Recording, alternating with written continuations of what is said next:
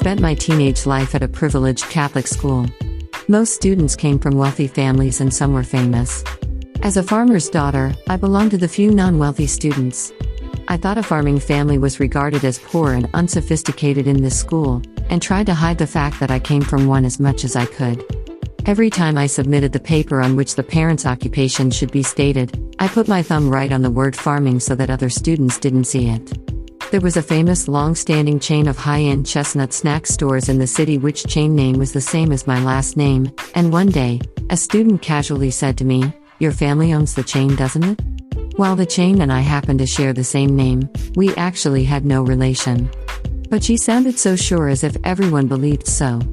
It was 3 years since I had entered the school and my concealing operation might have worked. It was possible that no one besides my close friends knew I came from a farming family. I felt confident I looked cool and sophisticated enough for them to think I came from that wealthy family. Hoping their misunderstanding would last, I didn't deny strongly and gave her an ambiguous reply. When I told my mother about it at home, she was very pleased and instructed me to keep them believing that way. I was walking toward the bus stop with my close friend after school one afternoon. When I cracked her up with my jokes and moves as usual, she said laughing, "You look like a peasant."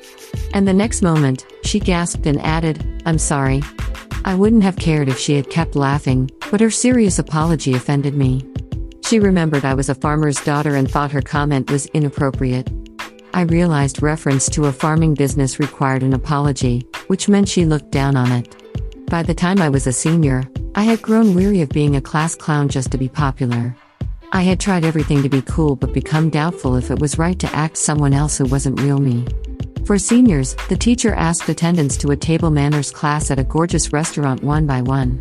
Since some students were busy preparing for the entrance examination of universities and colleges, they were allowed to opt out of the class. I was one of them, and when my classmate behind me heard me answer not coming, she started giggling. Then she said to me, "Even though your family is a farmer, you'd better learn table manners." The girl next to her was also giggling and said, "That's what we shouldn't tell her." It was a wake-up call. All those years everybody had known my family was a farmer and laughed at me inside while I pretended to be cool. What I had been doing so hard for years was nothing. Since that day, I stopped acting a class clown and returned to my true quiet self. A couple of days later, in a class journal that all students would read, I wrote, "I'm a farmer's daughter. Yet, I have been to a high-class restaurant, and I do know table manners."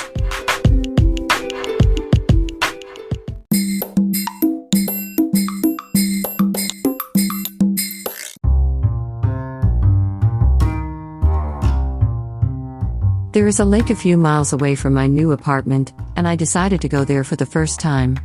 The local bus to the lake was surprisingly old-fashioned and worn out. It jolted along a mountain road, ascending higher and higher.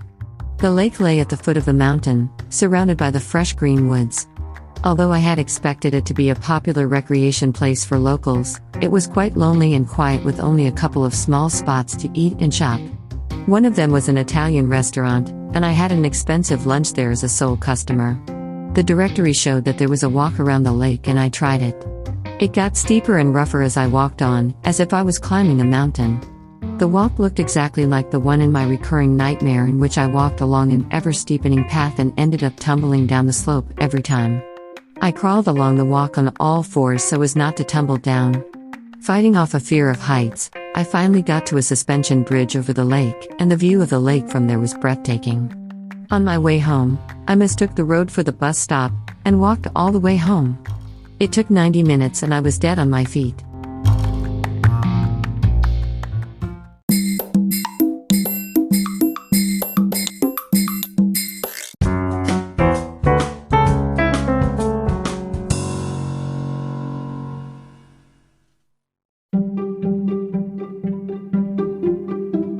Audiobooks by Hitomi Woods. First audiobook, Japanese Dream by Hitomi Woods, on sale at online stores or apps. Second audiobook, My Social Distancing and Naked Spa in Japan by Hitomi Woods, on sale at online stores or apps.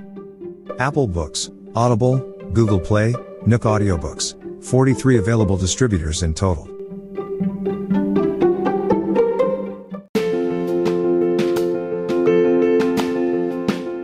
Audiobook, The Family in Kyoto, One Japanese Girl Got Freedom by Hitomi Woods on sale at online stores or apps. Apple Books, Google Play, Audible, 43 available distributors in total.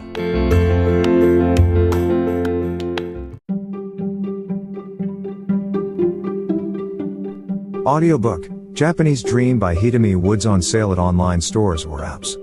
Apple, Audible, Google Play, Nook Audiobooks, 43 available distributors in total.